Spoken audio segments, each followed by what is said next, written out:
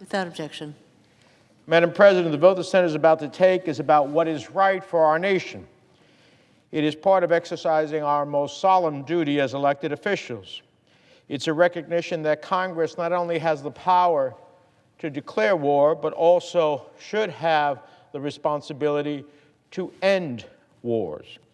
And it's a decision to turn the page on one of those chapters in our country's history. With today's vote, we can move closer to repealing two obsolete and outdated authorizations for the use of military force against Iraq.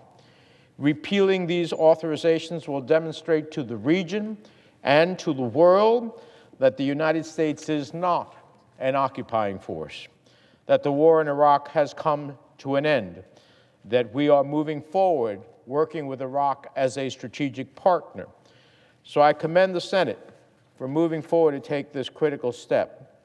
I hope the Senate will speak overwhelmingly in support of preserving congressional prerogatives as to when and under what circumstances we send our sons and daughters, brothers and sisters into harm's way, and clawing back authorities that have clearly outlived their purpose and scope.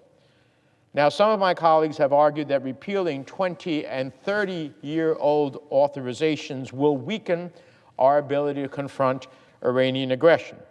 Some have offered amendments that would alter these authorizations. Others have offered amendments that would expand these authorizations.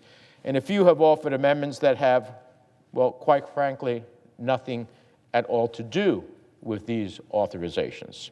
So let me address that point briefly.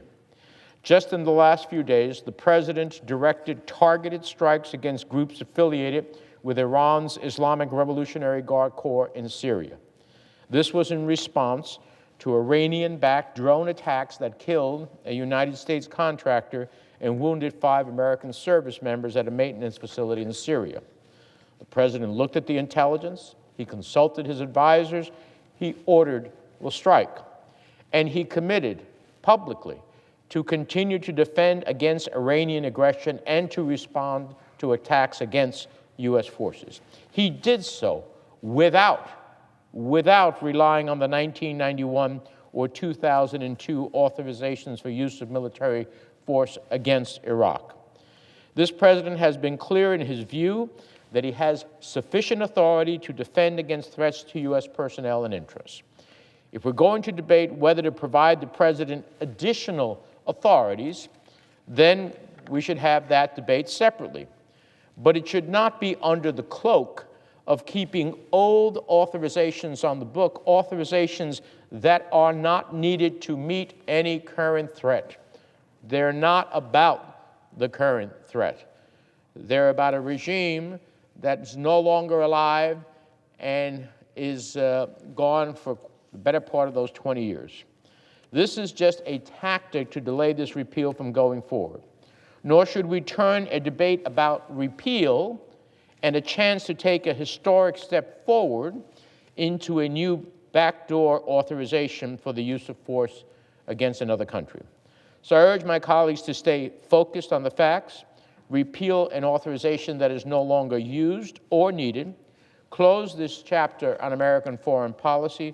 Let's finally repeal the 1991 and 2002 authorizations for use of military force against Iraq.